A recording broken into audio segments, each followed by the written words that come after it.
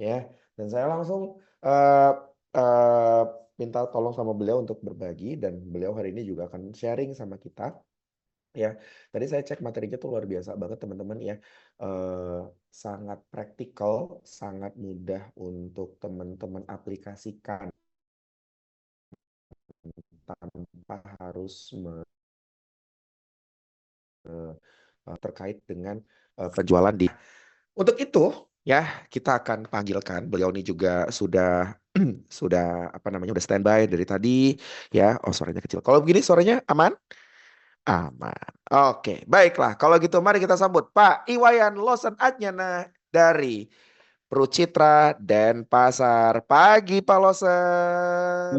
Pagi Pak Tito, Pagi, pagi pagi, Pak pagi. Ridwan, teman-teman semua seluruh Indonesia ya dari Gorontalo, dari Papua ada enggak ya?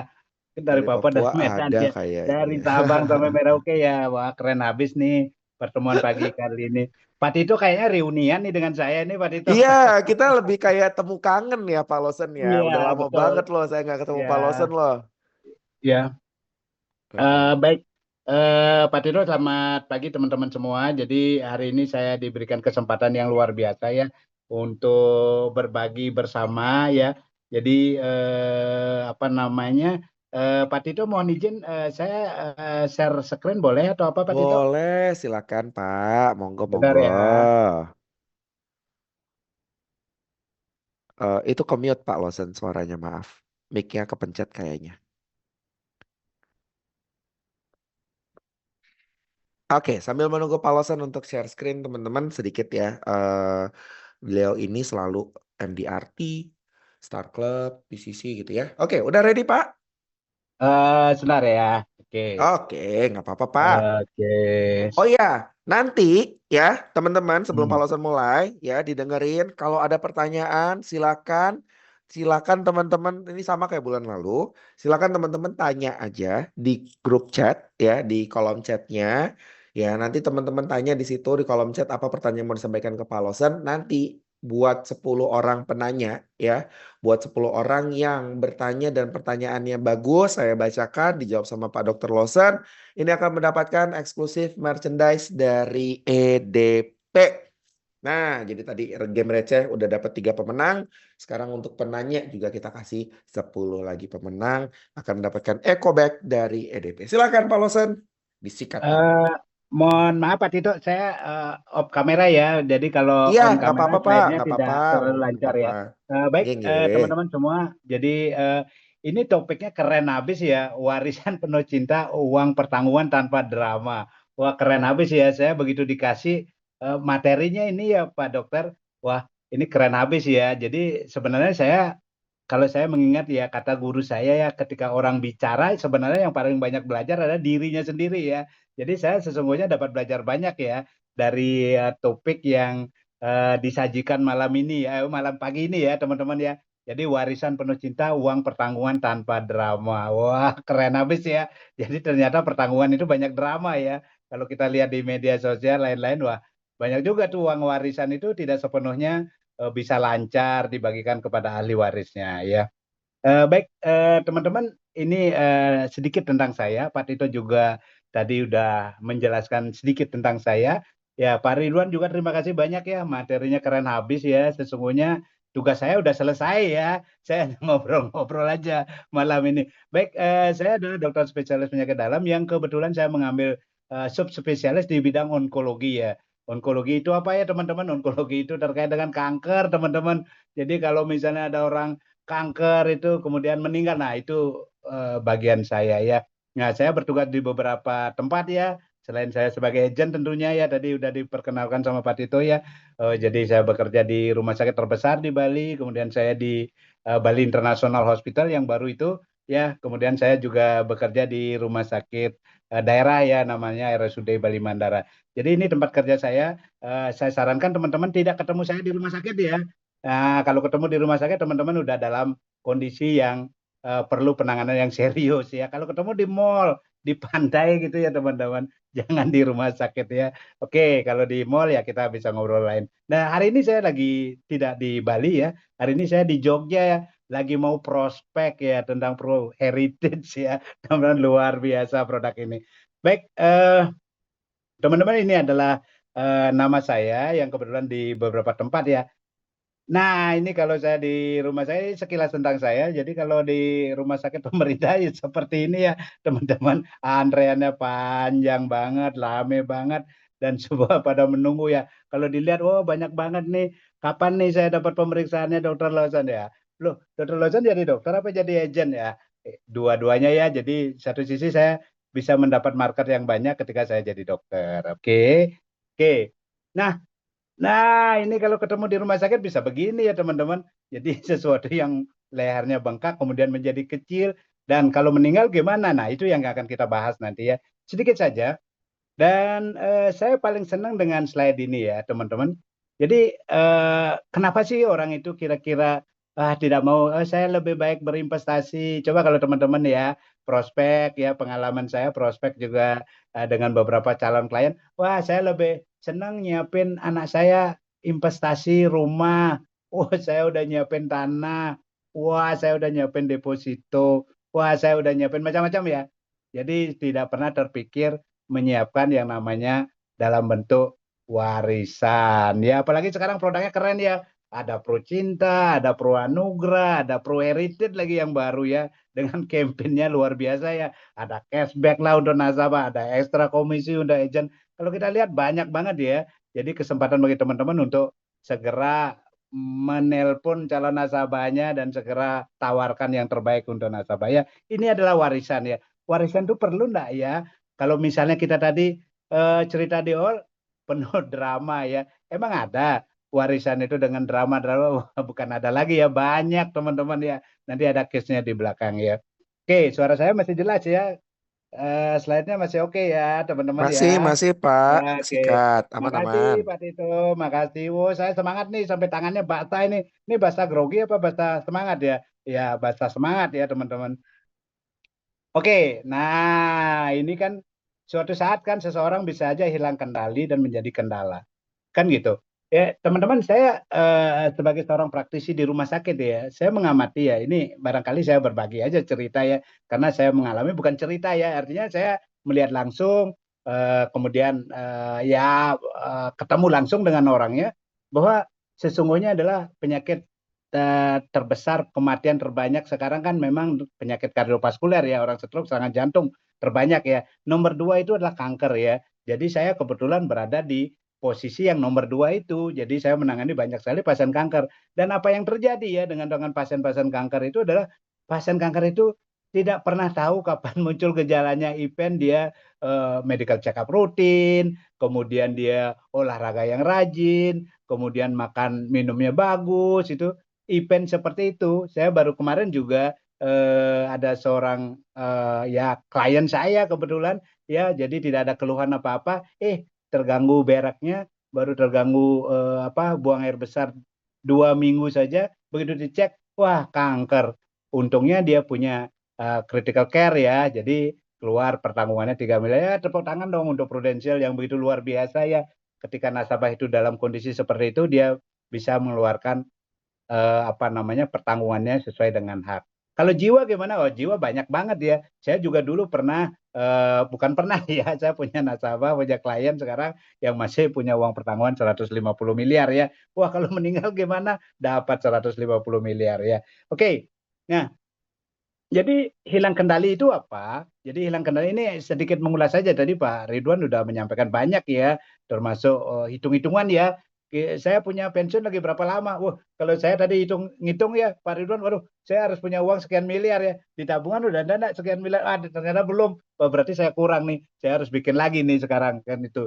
Ya, jadi hilang kendali itu banyak ya penyebabnya teman-teman, ada kematian, ada perceraian, eksekusi, sita, dijual dan hilang. Dan kita fokus pada yang nomor satu ya.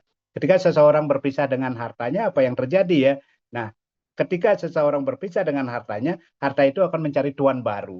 Nah, tuan baru ini perlu waktu yang panjang, panjang, panjang, dan bisa terjadi masalah ketika harta itu mencari tuannya. Nah, kadang-kadang kalau orang diajak ngomong seperti itu, Anda itu masih lama, Belanda masih jauh. untuk sampai ke sini ke Indonesia masih lama. Orang sering berpikir begitu ya. Jadi ketika kita tawarkan tentang yang disebut dengan warisan ya, yang berbicara tentang UP Jiwa, apa namanya Pro Cinta, apa namanya Pro Anugrah, apa namanya Pro Heritage. Oh, Belanda masih jauh, belum perlu sekarang. Kalau punya uang lebih baik pakai investasi dulu, pakai beli mobil dulu, pakai macam-macam dulu ya. Jadi warisan itu menjadi nomor sekian ya, jadi nomor belakangan. Tapi kalau dia menyadari bahwa hidup ini penuh risiko, harusnya itu diutamakan sebagai hal yang paling prinsip ya, paling dahulu yang harus disiapkan. Kalau yang kondisi terburuk udah siap, wah yang terbaik pasti siap ya.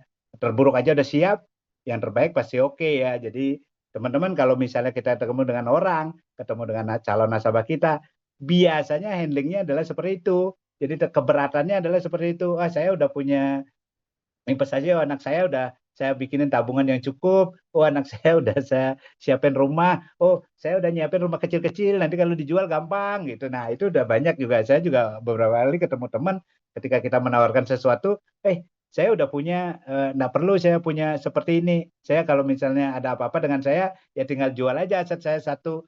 Saya kan punya rumah banyak, jadi tinggal jual aja rumah gampang gitu. Nah, jadi keberatan seperti itu banyak kita temui di lapangan. Ya teman-teman ya. Oke, saya paling senang dengan slide ini. Saya dulu pernah ikut ya sejenis kursus lah pencerahan bagi diri saya ya, bagi teman-teman juga. Saya juga ada mengajak leader saya ya untuk ikut yang seperti ini. Jadi ketika harta akan berpindah ya, dia lepas dari tuannya, dia harus mencari tuan baru. Nah, di sanalah sebenarnya dia akan perlu apa namanya aturan yang berlaku. Nah, bisa dia akan mengikuti hukum agama, dia bisa mengikuti hukum adat, dia mengikuti hukum bisnis, dia mengikuti hukum internasional. Jadi ketika seseorang berpisah dengan hartanya, artinya tuannya udah tidak ada atau tuannya alias tutup usia, maka aset itu harus mencari tuan yang baru. Nah, ketika mencari tuan yang baru, aturannya banyak banget ya teman-teman. Ya, jadi kalau kita lihat itu kan aturannya macam-macam ya. Bisa nanti tersengketa dengan masalah agama, bisa dengan adat, bisa dengan macam-macam ya teman-teman. Jadi kalau kita lihat, apakah ada sengketa itu banyak banget ya. Nanti kan kita di media sosial kan bisa banyak melihat ya. Saya tidak perlu apa ya teman-teman pasti sudah tahu kalau cek di tetangga kita, di lingkungan kita atau di keluarga kita, ada aja saudaranya bersengketa karena warisannya tidak adil. Ya dia merasa, oh saya kan pak anak yang paling kecil ya, harusnya dapat paling besar. Kenapa? Karena saya paling capek merawat orang tua. Sementara kakak saya yang paling tua tidak pernah ngapa-ngapain dia. Masa dia warisannya harus sama dengan saya. Nah, itu juga menjadi potensi ya untuk terjadinya sengketa. Nah, ini contoh ya. Seorang ibu dipolisikan oleh anak karena harta warisan. Ibunya dipolisikan oleh anak. Coba. Masalah dan konflik warisan. Jadi siapa bilang warisan itu gampang? Oh, saya gampang kasih anak saya. Oke. Gimana kalau anaknya misalnya anaknya banyak atau anaknya misalnya jenis kelaminnya berbeda. Secara hukum waris misalnya laki-laki dan wanita beda. Nah, itu kan menjadi masalah ya. Anak gugat ibu kandung. Wah, ini mengerikan sekali ya kalau kita tetap mengandalkan sesuatu yang sifatnya non liquid.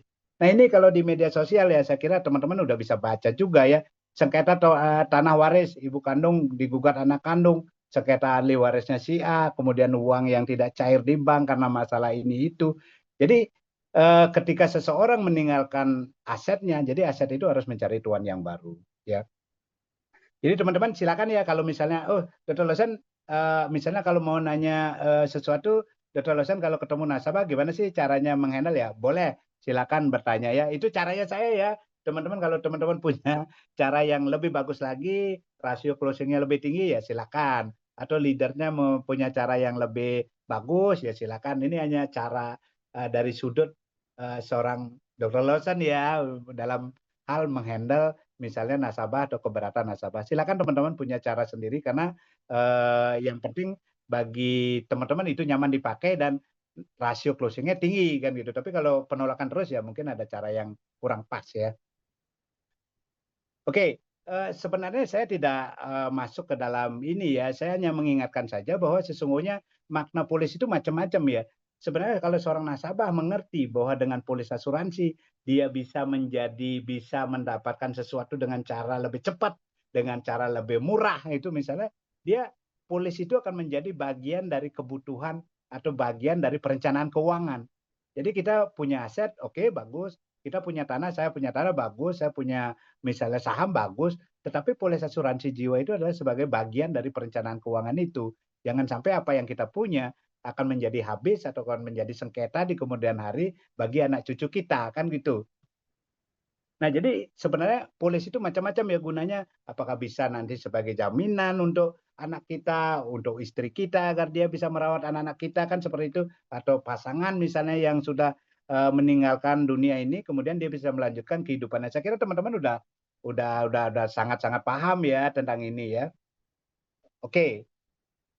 Nah, saya cepat saja ya, kita nanti lebih banyak barangkali diskusi. Nah, ini adalah suatu hukum yang barangkali kita semua tahu bahwa asuransi jiwa itu kan bukan suatu harta waris ya. Jadi kalau bukan harta waris dia tidak akan mengikuti hukum waris ya. Jadi dia adalah penunjukan ya. Makanya di polis prudensial itu tidak ada istilahnya siapa ahli warisnya, tidak ada. Yang ada adalah penerima manfaat ya. Jadi kalau kita detail baca di polis adalah penerima manfaat, bukan ahli waris. Kalau ahli waris itu akan mengikuti hukum waris ya. Jadi saya dulu pernah juga yang nasabah saya yang ikut sampai 150 miliar, dia bertanya dengan saya, nanti ketika saya tutup usia, tiba-tiba ada pesawat misalnya, saya di pesawat tiba-tiba berdua, saya yang penerima manfaat saya misalnya tiba-tiba dalam waktu bersamaan tidak ada, kemana uang saya? Nah itu menjadi apa namanya pertanyaan yang cukup bagus yang menyebabkan saya juga harus belajar banyak kan gitu. Nah, sekali lagi bahwa harta waris itu adalah bukan apa namanya polis asuransi itu bukan harta waris ya. Jadi tidak mengikuti hukum waris karena dana asuransi itu bukan harta bersama ya, bukan juga harta warisan. Sehingga dia tidak akan kena pajak ya dan dia kita bisa rubah sesuai dengan siapa yang kita tunjuk.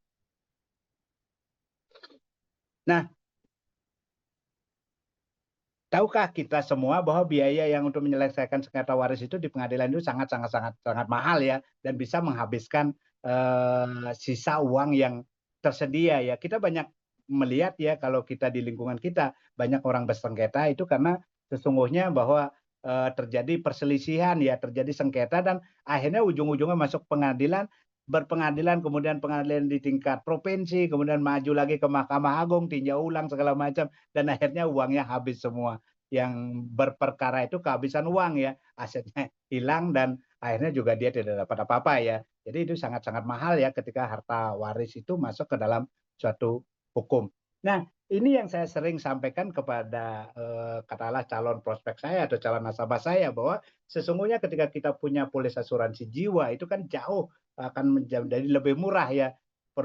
Kemudian bisa lebih cepat ya. Kemudian tidak termasuk harta waris, bersifat pribadi, khusus rahasia dan bisa kita rubah penerima manfaatnya anytime ya, kapanpun kita mau ya. Saya sering dengan ketemu dengan nasabah saya, ketika dia punya asuransi, Anda bisa akan merubah penerima manfaat Anda semaunya Anda. Misalnya pertama hari ini, misalnya Anda menunjuk misalnya penerima manfaat adalah anak Anda yang nomor satu. Suatu saat nanti Anda misalnya akan menunjuk yang lain lagi, selama itu ada hubungan darah dengan Anda bisa. Atau bahkan Anda mau hibahkan ke tempat lain juga Anda bisa. Jadi sebegitu mudahnya ya bahwa proses apa namanya aliran dana ketika seseorang itu berpisah ya dari apa namanya polisnya itu berakhir masa pertanggungannya, orang itu berpulang, maka uang pertanggungan akan mengalir akan diberikan kepada siapa yang ditunjuk dan yang ditunjuk itu bisa kita rubah sesuai dengan kehendak dari pemegang polis ya.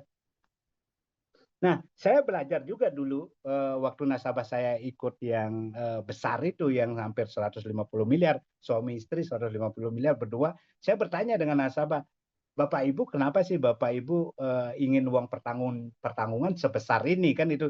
Saya juga ingin melihat background atau pikiran apa yang ada di klien saya ya. Kenapa klien saya menginginkan uang pertanggungan sebesar itu ya 150 miliar. Jadi bayangkan ya ketika dia tutup usia dia akan mendapat uang 150 miliar ya. Dan dia menyampaikan kepada saya, Pak Dokter begini ya, coba saya hitung-hitung ya, premi saya ini kan kira-kira 200 juta ya, 200 juta sebulan ya. Jadi kalau misalnya setahun kan kira-kira 2,4 miliar lah ya. Kalau kira-kira plus bunga-bunga 2,5 miliar ya setahun. Jadi kalau misalnya untuk mencapai uang 150 miliar, 150 miliar kalau saya nabung di bank dengan cara biasa atau ngumpulin uang dengan cara biasa, saya perlu waktu 60 tahun baru ada uang 150 miliar. Itu pun kalau saya nabung lancar, rutin, dan terus-menerus. Tidak pernah berhenti 60 tahun. Bayangkan 60 tahun. Umur saya sekarang udah 48 waktu itu, 49 ya. Jadi 60 tahun lagi saya udah 100 lebih ya. Jadi tidak mungkin saya bisa mengumpulkan sebanyak uang itu dengan umur saya yang masih tersisa sekarang. Jadi kalau saya di asuransi, saya bisa hemat waktu, efisien waktu, dan bisa menciptakan tujuan saya di awal. Tujuan saya di awal maksudnya apa? Ketika saya ikut, uang 150 miliar itu udah ada. Wah, keren habis ini pemikiran nasabah ini, dan nasabah itu mengikutkan suami istri ya. Jadi suami dan istrinya juga memiliki hal yang equal ya. Jadi karena istrinya lebih muda, tentu alokasi dananya juga menjadi lebih murah ya. Jadi apa yang dipikirkan oleh nasabah adalah nasabah itu ketika berpikir bahwa oh ini bisa menciptakan tujuan saya jauh lebih cepat dibandingkan dengan saya dengan cara konvensional ya, naruh setiap bulan 200 200 200, 60 tahun lagi baru ada uang sebanyak itu. Itu pun kalau lancar, itu pun kalau rutin nabung, itu pun kalau berjalan sampai 60 tahun ya. Bagaimana kalau 10 tahun udah bosan ya berhenti, atau bagaimana kalau baru 5 tahun sakit tiba-tiba nggak mampu lagi nabung. Nah, nggak bisa menciptakan nilai sebesar itu ya. Jadi perencanaan keuangan sehebat apapun tidak akan lengkap tanpa polis asuransi jiwa.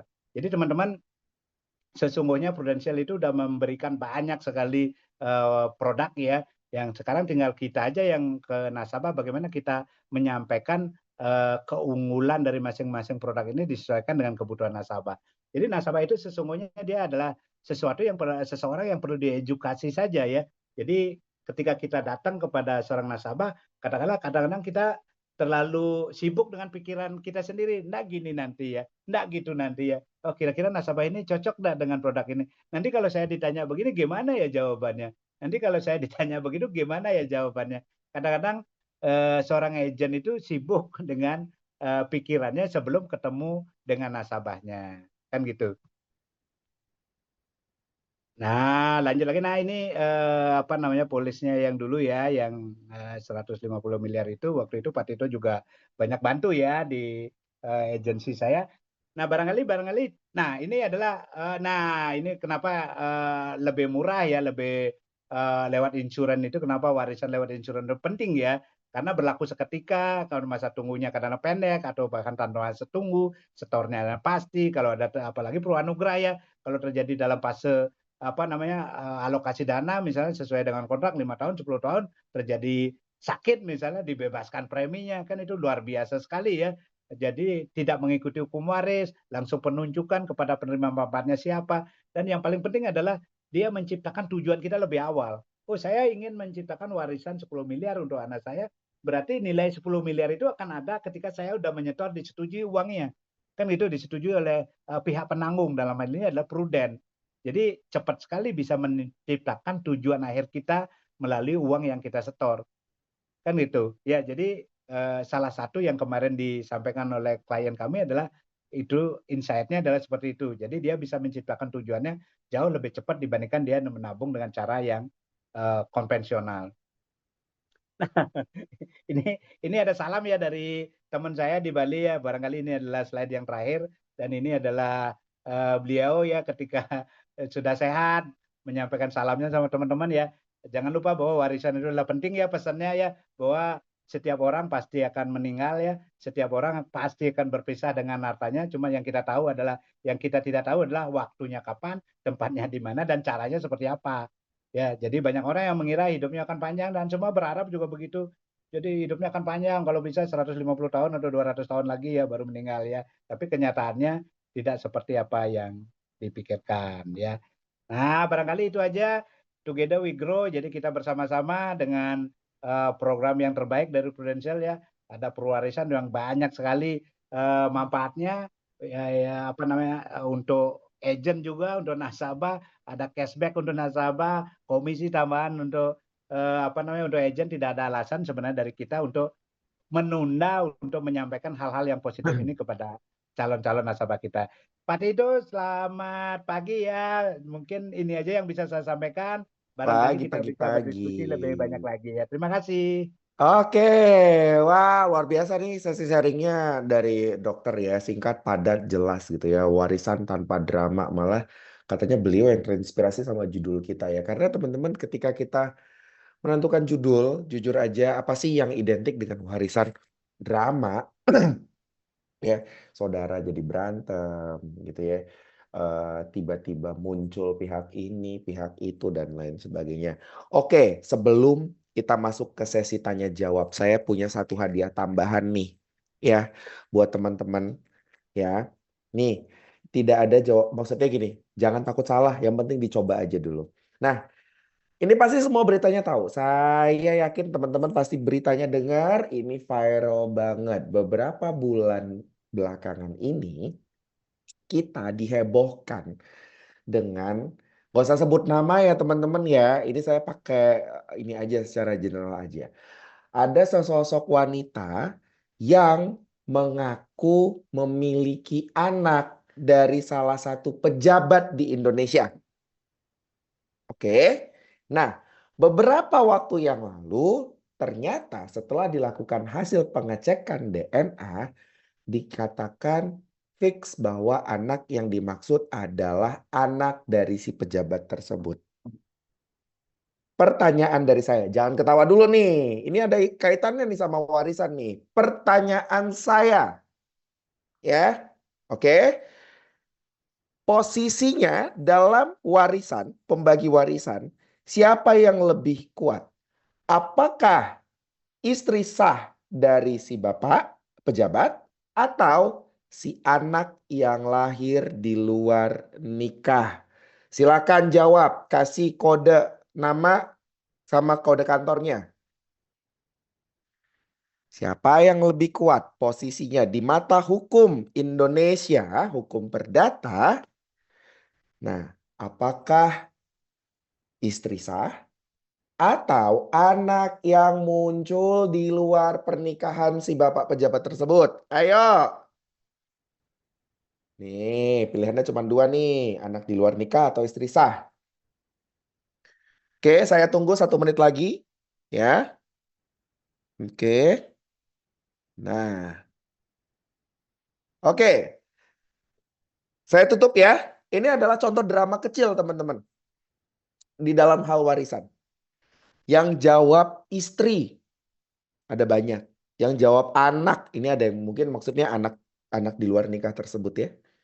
Oke, teman-teman, saya mau memberikan informasi atau berita ya yang cukup akan membagongkan untuk ibu-ibu terutama di sini ya, kakak-kakak, ibu-ibu yang ada di sini. Oke. Di mata, karena saya dulu alhamdulillah sempat belajar hukum ya, teman-teman ya, ketika saya dulu masih kuliah saya ambil jurusan hukum. Di mata hukum perdata. Oke. Kita berbicara hukum perdata. Ketika ya ada seorang meninggal dan meninggalkan waris, ya, maka posisi istri sah itu akan dikalahkan dengan anak. Baik itu anak sah dalam nikah ataupun anak di luar nikah, selama yang mengaku itu mengklaim bisa membuktikan. Nah, jadi selamat nih buat si istri bapak pejabat itu ya. Karena secara di mata hukum, posisi dia itu akan kalah dengan anak yang dilahirkan oleh wanita itu. Karena dia berhasil membuktikan kalau itu memang anak kandung si bapak pejabat. Nah, jadi ini termasuk salah satu sales idea gitu ya. Kalau teman-teman punya kenalan yang kelihatannya nih suaminya suka jajan dalam tanda kutip di luar ya.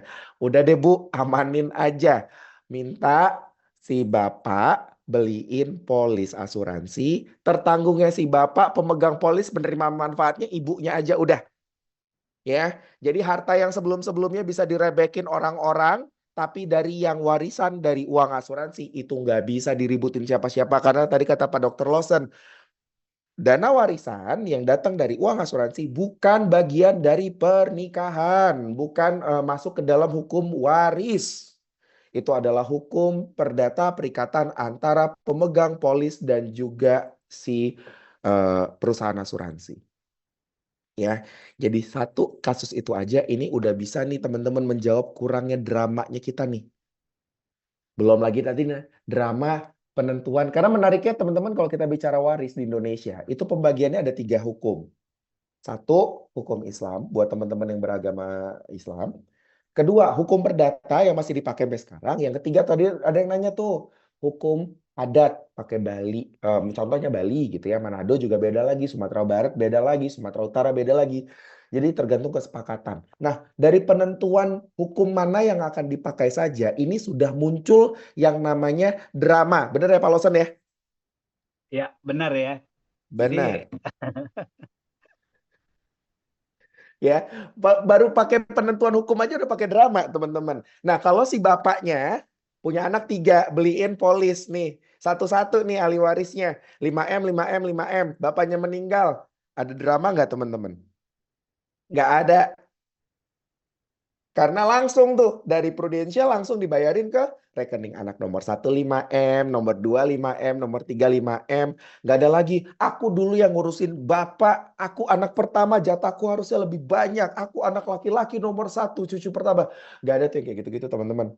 Yang Prudential tahu, oh kriteria klaimnya terpenuhin, klaimnya dibayarkan, jeder, jeder, jeder, uang masuk ke rekening. Nah, salah satu yang menyelamatkan pembagian warisan dari drama itu ada di situ. Oke, nah jadi nanti silakan buat Kakak Cecil ya dicatat dari pertanyaan saya tadi siapa yang menjawab anak di luar nikah, yang pertama kali nanti dapat tambahan eco bag dari saya. Oke, nah tuh banyak tuh istri pejabat anak yang lahir. Jadi teman-teman salah satunya itu ya. Ya, jadi ternyata posisi seorang istri, jangan bangga teman-teman jadi istri pejabat ya. Ternyata pembelajarannya, ternyata pembelajarannya ya mau jadi istri pejabat, tapi kalau pejabatnya suka nakal, ya bisa jadi posisi kita di mata hukum kalah sama anak di luar nikah. Gitu. Nah, oke. Pertanyaan nih, Pak Losan, tadi ada yang menarik nih, saya ingat pertanyaannya. Ya, Pak, dia seorang bisnismen. Oke, dia ya, itu ketika ditawarin asuransi itu bilangnya, ah saya mau ninggalin bisnis aja deh buat anaknya. Apa ya, gimana caranya mendekatkan ke kita supaya ke proses penjualannya itu bisa lebih lancar terkait dengan ngomongin warisan nih teman-teman. Bang, Pak Losen, gimana Pak Losen? Dari pandangannya Pak Losen sendiri, pasti Pak Losen closing yang tadi 150M juga pasti kan ngomongnya bukan sama orang yang kaum mendang-mending ya Pak, nyiapinnya 150 miliar. Saya kebayang udah teman-teman ingat lagi tuh gimana financial underwriting-nya dulu tuh 150 miliar tuh harus dibuktikan kan gitu. Pasti ini orangnya benar-benar punya duit. Nah, gimana Pak Losen? Pasti dia punya pikiran, ah bisnis saya juga kalau saya meninggal anak saya pasti bisa nerusin. Saya mau ninggalin bisnis aja. Pendekatannya Pak Losen apa? Silakan Pak. ya baik teman-teman. Ya memang kalau kita di lapangan itu kan sering akan ketemu gitu. Saya udah punya deposito, tabungan saya udah cukup. Oh, saya bisnis saya udah lagi autopilot nih. Bahkan ada yang seperti itu. Jadi bisnis saya autopilot artinya saya kemanapun ya bisnis jadi apa udah jalan sendiri. Jadi saya nggak usah ikut terlibat di sana juga bisnis sudah jalan sendiri dan income akan ngalir terus. Nah ternyata ini sebelum COVID ya Pak Tito ya, dia ngomong seperti itu. Begitu ada COVID, jadi tidak autopilot lagi. Ternyata pilotnya nggak ada, jadi pesawatnya nyungsep ya. Jadi seperti itu ya. Jadi orang itu bisa bangga ya bahwa perusahaannya itu autopilot dan dikiranya akan lancar-lancar aja. Kan itu baik. Eh, jadi kalau ada orang yang bertanya atau yang menyampaikan seperti itu, teman-teman ya ini kan cara saya untuk menghandle ya. Apa bagus ya. Jadi seorang anak itu bisa mewariskan ini aja apa namanya bisnisnya Bapak itu sangat bagus ya. Tentu si anak juga harus memiliki kapasitas seperti Bapak kan itu. Nah, kondisi seperti ini kan tidak akan semua bisa berjalan lancar ya. Artinya sesuai dengan harapan orang tua ya. Banyak kejadian di mana seorang anak itu tidak mampu melanjutkan karena memang soul-nya itu tidak di sana. Nah, Hmm. misalnya si nasabah mengatakan bahwa Oh, saya yang nasabah saya dulu ya, saya bercerita kepada nasabah saya dulu. Kebetulan anaknya putri semua ya. Jadi di Bali kalau putri itu dihukum waris itu enggak dapat warisan loh Pak Tito. Jadi Hmm. ya, Salah satu jadi kalau drama lagi kan Pak ya? ya drama Heeh, lagi tuh. Jadi drama kalau lagi. misalnya ya di Bali itu kalau cewek anaknya enggak dapat warisan, jadi warisan Heeh, akan lari heeh. kepada apa saudaranya yang cowok yang punya anak cowok kan itu. Nah, jadi eh, ya, walaupun kita punya bisnis yang berjalan dengan baik, saya biasanya mengatakan begini, Pak, saya ada ide dengan Bapak. Bapak bisa menciptakan katakanlah 10 miliar, 20 miliar, atau 30 miliar dari hasil mungkin hanya 5% dari keuntungan perusahaan yang Bapak punya. Bapak mewariskan perusahaan ini bagus, Pak. Bapak mewariskan ini kepada anak-anak, Bapak udah bagi, sangat baik menurut saya kan. Saya setuju dengan apa. Biasanya yang kita lakukan adalah yang pertama prinsipnya kalau saya ya, yang pertama adalah jangan berdebat dengan calon nasabah ya. Karena walaupun kita menang, nasabah kalah, kita tidak akan dapat apa-apa. Kan itu kita jangan mendebat dan mengatakan dia itu salah ya atau dia itu ya katakanlah keputusannya kurang tepat ya. Jadi kalau saya pribadi ya apapun yang dikatakan oleh nasabah saya pasti setujui. Tetapi di satu sisi saya akan memberikan penjelasan tambahan untuk melengkapi idenya dia kan gitu. Jadi saya sampaikan bahwa punya bisnis yang akan diteruskan kepada anak sangat bagus, Pak. Anak tentu harus belajar seperti Bapak dan harus punya jiwa seperti Bapak. Nah, saya punya ide, Pak. Bagaimana kalau Bapak menyisihkan 5% aja, atau mungkin tidak cukup 5% ya mungkin kurang dari itu, Bapak bisa menciptakan 10 miliar lagi. Bisa Bapak ciptakan untuk anak pertama 10 miliar, untuk anak kedua 10 miliar, anak ketiga 10 miliar. Jadi dari keuntungan tanpa menjual tanpa harus mengurangi katakanlah pengeluaran yang besar ya, tanpa harus mengeluarkan uang yang banyak. Jadi cukup menyisihkan 5% atau 2,5%, Bapak udah punya 10 miliar untuk anak-anak. Dan nilai 10 miliar itu kan udah akan ada begitu disetujui nilai itu ada. Itu enggak perlu menunggu waktu. Sekarang Bapak kalau kita lihat membangun bisnis ini kan perlu waktu berapa lama, Pak? Membangun bisnis ini sampai sesettle ini. Bapak kan perlu waktu sampai mungkin 20 tahun, 15 tahun, 10 tahun, atau bahkan mungkin lebih panjang dari itu kan. Membangun bisnis ini dan tetap dijaga. Nah itu kan perlu waktu yang lama untuk membangun bisnis sehingga bisa seperti ini. Kan cukup panjang Pak perjalanannya, Bapak juga pasti sudah mengalami naik turun. Nah saya ada cerita, ada ide untuk Bapak bagaimana kalau misalnya Bapak menyisihkan sedikit aja untuk Bapak bisa memberikan warisan kepada anak-anak Bapak ya. Ada anak nomor 1, nomor 2 dengan nilai yang equal. Yang nomor 1 dapat 1 miliar misalnya, nomor 2 misalnya 2 miliar, 10 miliar misalnya 10, 10, 10, punya anak 3 bikin 30 miliar. Jadi dari keuntungan perusahaan ini. Dan nilai 30 miliar ini kan akan dijamin oleh perusahaan. Jadi Bapak juga tidak perlu menyetor uang sebesar, misalnya kalau kita misalnya ingin menciptakan atau mewariskan rumah seharga 10 miliar, kita kan harus beli rumah seharga 10 miliar kan itu. Tapi kalau kita di asuransi kan tidak ya, di Procinta, di Proanugrah, di ProHeritage, jadi kan tidak sebesar itu ya. Paling total alokasi dananya kalau kita hitung ya mungkin barangkali 30-40% ya. Kalau kemarin juga di Critical Amanah saya hitung kalau usianya sangat muda bahkan 20% juga bisa dari total manfaat yang akan dia dapatkan gitu Pak Tito. Biasanya saya akan mengajukan ide bahwa Bapak bisa menciptakan nilai 10 miliar atau nilai sekian miliar dari hanya menyisihkan 10% atau 5% atau 2% dari keuntungan perusahaan. Ini hanya ide saja. Kalau ketika dia menyetujui kita lanjut, ketika dia enggak ya mungkin kita akan pendekatan lagi kan gitu. Oke, singkat padat jelas intinya adalah teman-teman uang kecil beli uang besar ya Pak Losan ya. Iya, betul. Yes, uang kecil beli uang besar. Jadi mungkin teman-teman nih abis webinar ini coba nanti dicek deh. Ya, ini tadi pertanyaan dari Ibu Dewi Marlina. Ya, Kak Cecil tolong dicatat. Dan Ibu Dewi Marlina mungkin bisa tulisin nama kode agent sama kantornya ya supaya nanti kita kirimin merchandise ya. Nah, jadi di sini teman-teman bisa eh, hitung ya. Coba nanti buka ilustrasinya di Proofforce 2 tentunya ya.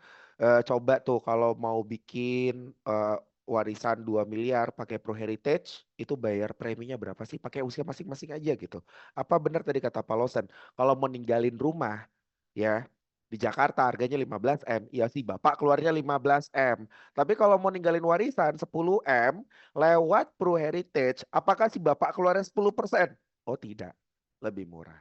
Nah, jadi itu salah satu caranya ya. Luar biasa nih Pak Lawson. Jadi nggak heran teman-teman 150 M closing beliau ya. Mantap. Oke, selanjutnya Pak. Tadi Bapak ada ngomongin tuh. Oh, ini ada yang salam nih sama Bapak dari Pak Joy Purnomo. Om Swastiastu, katanya Swastiastu. Ya, ini ada pertanyaan nih dari Cincin, maaf, dari Cincin. Apakah ada biaya atau pajak yang harus dibayar dalam proses pembagian warisan? Dan bagaimana cara memastikan bahwa warisan dibagikan sesuai dengan keinginan? Nah, kalau ini saya yang bisa bantu jawab, teman-teman ya. Apakah ada biaya dan pajak yang dibayarkan dalam proses pembagian warisan? Tergantung jenis warisannya apa. Kalau properti pasti ada biaya. Oke, tidak dalam hal untuk biaya pajak terhadap waris, tidak. Tapi ada biaya proses yang namanya balik nama ke notaris. Itu butuh biaya, teman-teman. Ya, anggap aja 1% rumah yang ditinggalin di Cinere atau di Lebak Bulus, harga rumahnya udah 25 M, 30 M gitu ya. 1% aja. Biaya notarisnya nggak usah mahal-mahal deh. 1% aja teman-teman. Dari 30 M. Berapa biaya yang harus disiapkan nasabah? Si ahli waris. 300 juta. Bener? Oke. Pertanyaannya apakah nasabahnya anak tersebut punya duit cash 300 juta untuk merubah nama tersebut dari nama bapak jadi nama anaknya? Enggak. Oh, warisannya bentuknya deposito, ada prosesnya nggak ada. Paling nggak ada biaya yang namanya biaya pengadilan untuk menentukan apakah si orang tersebut merupakan ahli waris yang sah. Itu suratnya harus didapatkan dari pengadilan. Ya, butuh biaya nggak pengadilannya? Butuh. Nah, setelah suratnya dipegang, maka pihak bank akan ngecek nih, oh si bapak benar punya uang 10 miliar mau dibagi ke anaknya. Tapi tunggu dulu, kita cek dulu ya, ada hutangnya apa enggak nih di bank. Itu biaya-biaya yang tidak terlihat dalam pembagian warisan. Jadi jangan dipikir teman-teman yang namanya dapat warisan itu langsung bikin hidup lebih enak gitu ya. Karena ada sakit kepala atau ada drama yang menunggu di depannya dalam hal proses pembagiannya. Gitu ya. Dan pertanyaan terakhir nih. Bagaimana cara memastikan bahwa warisan dibagikan sesuai dengan keinginannya? Nggak ada Bu. Bangkit lagi dulu. Tanya gitu ya. Jadi udah dikafanin bangun dulu dari kubur. Itu gimana rumah udah dibagiin atau belum? Sesuai dengan apa namanya sesuai dengan keinginan almarhum atau tidak gitu ya. Karena nggak bisa Bu, si ahli waris, sorry, si pewaris itu hanya bisa bercita-cita, oh rumah ini untuk anak nomor satu, rumah ini untuk anak nomor dua, tanah ini untuk anak nomor tiga. Dalam keadaan si pewaris yang masih hidup, mungkin anaknya akur-akur. Begitu pewaris yang udah pindah alamat dari dunia ke akhirat, siapa yang jamin anaknya nggak akan berantem? Ya kan? Nah, makanya dengan adanya uang warisan dari perusahaan asuransi, ini kita bisa memastikan nih paling tidak ya, benar bahwa di polis satu untuk anak pertama uang warisannya di situ udah ditulis 5 miliar. Anak kedua udah ditulis 5 miliar, anak ketiga udah ditulis 5 miliar, udah masih masih sesuai dengan jatahnya. Dan si pewaris bisa benar-benar meninggal dengan tenang. Gitu Bu Cincin ya. Nah, jadi silakan Bu Cincin kirimkan nama, kode agent sama kantornya nanti akan dikirimkan merchandise ya karena pertanyaannya menarik. Ya. Nah, ini nih buat Pak Lawson nih ya. Dari Agnes Rosari. Cara yang biasanya Dr. Lawson pakai untuk soft approach di Bali ke calon nasabah yang di Bali seperti apa ya, Dok? Karena saya banyak temen nih orang Bali karena pernah tinggal di Bali. Mereka kurang open minded dengan asuransi dan banyak sekali dengan trauma dengan asuransi yang lama. Saya nggak akan sebut mereknya. Tapi menurut saya warga asli Bali perlu banget nih yang namanya asuransi jiwa. Karena sering terjadi sengketa warisan di sana. Maaf kalau statement saya salah. Terima kasih dok. Kata ini pertanyaan dari Ibu Agnes. Silakan Bu Agnes ditulis nama kode agent sama kantornya supaya kita kirimin merchandise. Monggo dok. Ya, kalau yang jawab nah dapat merchandise ya Pak Tito. Oh Bapak tenang nanti saya kirim langsung ke Pak Lawson ya. Nggak cuma tas Pak sama MC-MC-nya nanti dikirim ke Bali minggu depan. Oh ya, nanti sampai ketemu di Bali ya Pak Tito ya. Iya, minggu depan Kita kita ketemu di reunian Bali nanti di Pak. sana ya. Iya siap siap siap siap. Oke, baik. Ibu siapa yang nanya ya, Bu? Bu Agnes, Bu Agnes. Bu Agnes, makasih Bu Agnes. Pertanyaannya memang di Bali ya memang ya masing-masing daerah itu unik ya. Kadang-kadang kita kan berhadapan pada karakter masyarakat yang berbeda ya. Ya jadi kadang-kadang kalau kita di Bali kan ada masyarakat yang istilahnya ngaben ya. Kalau orang meninggal kan biaya ngabennya lumayan ya. Tapi kalau kita cerita ngaben sekarang, oh udah ada ngaben massal gitu. Jadi nggak sama bisa murah ya. Gitu. Kalau kita makan nggak masak kan bisa murah kan sekarang. Kalau dulu mungkin nggak cukup ya, uang 50 juta mungkin nggak cukup ya. Mungkin di atas 100 juta ya kalau sendiri. Sekarang udah bisa ngapain yang apa namanya yang bersama kan itu. Jadi ngapain masal namanya apa itu ya. Jadi kayak orang apa ya rame-rame gitu ya. Jadi eh, kalau pendekatan saya bukan kepada nasabah yang katakanlah yang untuk warisan aja ya, Bu Agnes ya, untuk nasabah yang lain. Saya biasanya pendekatannya saya mengamini satu prinsip bahwa orang itu membeli dari seseorang yang dia percaya kan itu. Jadi saya biasanya berteman dulu. Sebelum saya melakukan sesuatu, saya berteman dulu dengan dia sehingga dia nyaman dengan saya, baru saya bisa menawarkan sesuatu. Kan itu kalau dia tidak berteman dengan saya kan itu kan susah ya. Kalau kita begitu ketemu kita langsung prospek, biasanya sih pengalaman saya tidak akan apa ya akan susah bahkan calon nasabah kita yang dulunya udah mau dekat jadi jauh ya karena orang apalagi banyak trauma. Nah ketika orang trauma sebenarnya kalau dia open mind biasanya saya tidak akan menawarkan apa-apa. Saya kan obati traumanya dulu kan itu sama istilahnya ketika orang luka lagi luka itu kan jangan ditawari sesuatu disuruh beli ini beli itu obati dulu lukanya sampai sembuh dia merasa udah sehat baru kita tawari kan gitu ibaratnya. Jadi kalau ada orang trauma ya obati dulu traumanya. Kenapa dia trauma kan? Kenapa? Apakah dia mengalami sendiri atau dia misalnya temennya yang ada seperti itu kita jelaskan dulu kira-kira masalahnya itu apa kan itu. Nah jadi yang pertama adalah yang tadi saya sampaikan bahwa seseorang itu membeli polis dari seorang teman ya. Jadi kita dari seorang yang dia percaya. Jadi yang perlu saya lakukan adalah melakukan pendekatan dulu kepada orang itu dan tidak langsung di pertemuan pertama langsung, oh saya mau ketemu dengan ini, begitu ketemu langsung prospek. Saya tidak sampai saat ini saya dari tahun pertama saya jadi seorang agent itu saya hampir tidak pernah seperti itu. Pasti saya berkali-kali dulu komunikasi sampai hubungannya udah dari cool misalnya dulu menjadi warm sampai menjadi hot kan gitu. Jadi kalau hot itu udah interaksinya udah cukup kental ya. Kalau warm itu ya mungkin seminggu 2 3 kali nyapa itu masih ada kontak ya. Biasanya saya bisa lanjut kepada presentasi produk kan gitu. Jadi kalau yang pertama yang cool itu biasanya tidak melakukan apa, paling saya melakukan pendekatan aja. Jadi bukan untuk produk warisan aja ya, termasuk produk kesehatan, termasuk produk kritikal, misalnya saya biasanya melakukan seperti itu. Ya mungkin bisa menjawab ya Bu Agnes dari cara saya ya. Mungkin Bu Agnes atau leadernya atau temannya punya apa namanya pendekatan yang berbeda ya monggo silakan aja. Ini hanya perspektif dari saya aja kan itu. Oke, berarti sesuai dengan sorry, sesuai dengan pertanyaannya sendiri ya Pak ya, soft approach. Jadi nggak langsung pertemuan pertama langsung Bapak butuh UP 10 miliar gitu ya. Nggak kayak gitu dong ya. Pasti orang juga takut gitu nih kenapa kenapa tiba-tiba ngomongin warisan 10 miliar, ketemu juga baru pertama gitu.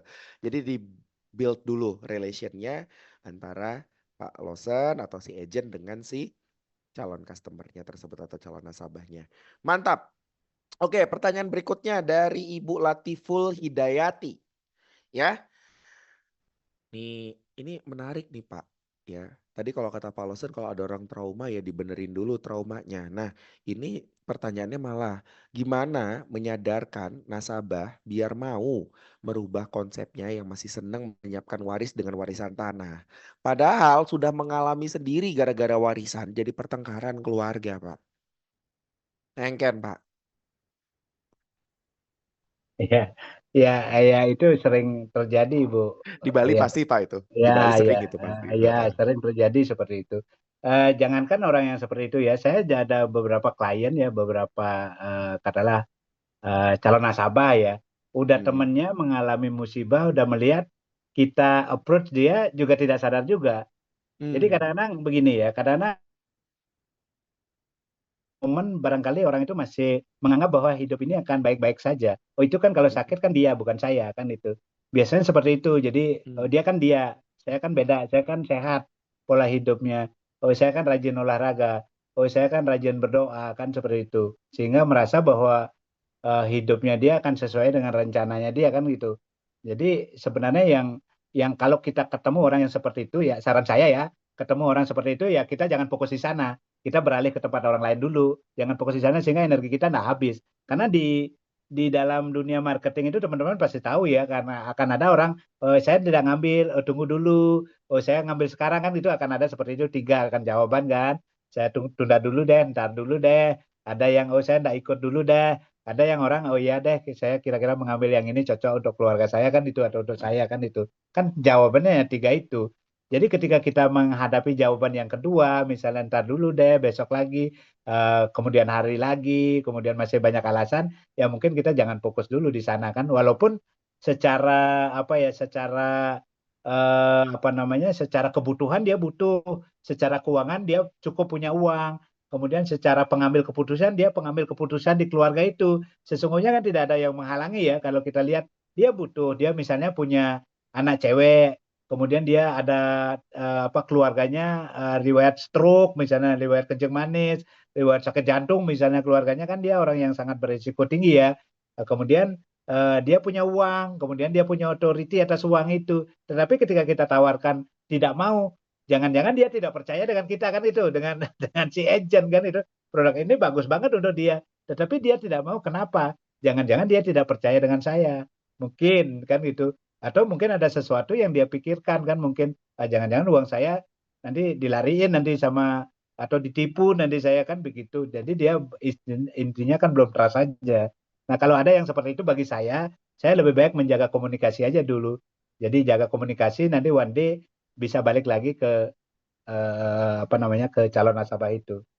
Saya ada pengalaman ya, ini produk kesehatan ya, ini hanya berbagi sharing aja. Saya ada pengalaman ya, saya punya seorang calon nasabah lah. Saya dekati hampir 8 tahun tidak menjadi nasabah ya. Jadi dia berpikir bahwa ini ya analoginya bisa dianalogikan ke produk warisan juga ya. Ini hanya dia ngambil produk kesehatan ya. Preminya sekarang besar ya. Jadi preminya sebulan sekarang 25 juta ya akhirnya ikut ya. Dia ceritanya begini, dia ini tidak trust dengan insuran dari Indonesia ya. Dia percaya dengan asuransi luar negeri. 8 tahun saya deketi dia, dia tidak mau. Tapi saya jaga hubungan baik ya. Kalau ulang tahun saya ucapin ulang tahun, kalau tahun baru saya tetap ngucapin selamat tahun baru kan gitu. Jadi apa relationship saya dengan dia terjaga dengan baik. Nah, suatu saat ada momen di mana asuransi yang dia yakini bagus itu ternyata tidak bisa dipakai di Indonesia. Kenapa? Karena perwakilannya tidak ada di Indonesia gitu. Nah, pada saat momen seperti itu kan kita bisa masuk gitu loh sebenarnya. Kenapa? Karena jangan sampai ketika orang tidak memutuskan untuk beli sekarang, kita tidak ada hubungan lagi. Karena orang itu kan bisa beli bukan hari ini kan, bisa beli tahun depan, bisa beli 2 tahun lagi kan, bisa beli 8 tahun lagi kan, seperti klien saya belinya 8 tahun kemudian. Setelah ada kasus di mana temannya menggunakan asuransi yang sama, kok tidak bisa pakai di Indonesia ternyata. Jadi dia membeli apa yang saya tawarkan dan dia preminya tidak kecil ya. Jadi preminya di atas 25 juta sebulan, hampir 30 juta sebulan. Sampai sekarang polisnya masih impos ya. Jadi artinya ketika kita ketemu dengan calon nasabah yang seperti itu ya jaga hubungan baik aja. Mungkin dia tidak percaya dengan kita, mungkin ya tidak percaya dengan kita, atau mungkin dia tidak suka dengan produk kita, nggak tahu. Apalagi orangnya tidak menyampaikan kenapa dia nggak ikut kan itu. Produk ini bagus bagus. Kira-kira kapan Bapak memutuskan untuk ikut? Ntar deh, saya pikir-pikir dulu deh. Kadang-kadang ada orang seperti itu. Kita jelasin macam-macam, kita jelasin udah banyak. Dia bilang produknya bagus, kita minta feedback, bilang produknya bagus. Tapi ketika kita tawarkan, kapan Bapak mau memutuskan untuk ikut? Ntar dulu deh, besok dulu deh, atau lain kali lagi kan. Macam-macam kan alasannya. Kan banyak yang orang seperti mungkin orang itu belum trust kepada kita ya. Jaga hubungan baik aja menurut saya kan itu. Ya, mungkin itu Pak Tito. Oke, mantap ya, jaga hubungan baik, building trust. Oke, teman-teman, ya ini ada yang tuh sambil Pak Lawsonnya minum ya, kasih Pak Lawsonnya istirahat dulu sebentar. Ini ada saya mau jawab, gak apa-apa Pak, kita tandeman ya. Ada satu pertanyaan nih, yang tadi mungkin sekali lagi saya jelasin ya. dari Bu Kwan Jenny ya. Tapi Bu ini nggak dapat ini ya, saya cuma membantu untuk meluruskan atau mungkin tadi saya ngomongnya terlalu cepat gitu ya. Biasa, saya cita-citanya dulu waktu masih bayi itu jadi rapper. Jadi kalau ngomong tuh cepet banget. Oke. Nah, jadi tadi nih balik lagi, nggak usah pakai bapak pejabat lah ya. Ini ada bapak pengusaha. Oke, dia menikah dengan seorang wanita dan punya anak dua. Oke. Nah, kemudian tanpa sepengetahuan lah ya, kalau dengan sepengetahuan namanya poligami, bukan anak di luar nikah gitu. Nah, ternyata si bapak bisnismen ini hobi nih, lirik kanan, lirik kiri. Dari hasil lirik kanan, lirik kirinya ini ada satu yang menghasilkan anak di luar nikah. Oke. Maka secara hukum perdata di Indonesia, posisi anak yang lahir di luar nikah ini akan lebih kuat dalam hal waris dibandingkan istri sah. Oke. Nah, itu ada di KUH Perdata, teman-teman, di bagian di buku 4 soal waris, ya.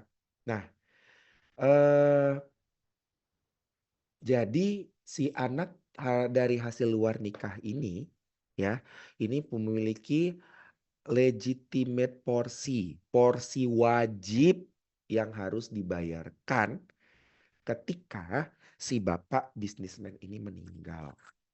Posisi istri sah kapan? Ya setelah legitimate porsi itu dibayarkan, sisanya baru dikasih ke istri sah. Bayangin, istri sah loh ya, bapak ibu ya yang bangunin, nyiapin sarapan, nyetrika, apa segala macam. Itu posisinya adalah sisa. Yang diduluankan adalah anak di luar nikah, hasil lirik kanan lirik kiri. Nah, misalkan nih si harta si bapak bisnismen ini adalah 10 miliar. Let's say legitimate porsi yang harus dikeluarkan duluan kepada si anak ahli waris, ya, anak di luar nikah itu setelah terbukti sah di depan pengadilan itu adalah anaknya dia, anak si bapak bisnismen adalah let's say 30% harus dikeluarin. Maka dari 10 miliar turun ahli waris jatah warisannya jadi 7 miliar. 7 miliar juga bukan buat istri langsung Bapak Ibu. Di hukum perdata posisi anak lebih kuat daripada istri. Oke? Harus dibagi dulu kedua anaknya tadi dari pernikahan yang sah. Baru sisanya dibagikan ke istri. Sisa ya, ibu-ibu sisa Bu. Bukan yang pertama Bu. Mungkin di hatinya si bapak, ibu adalah yang pertama dan ya mungkin bukan satu-satunya ya. Pertama dan dinikahin dengan komitmen.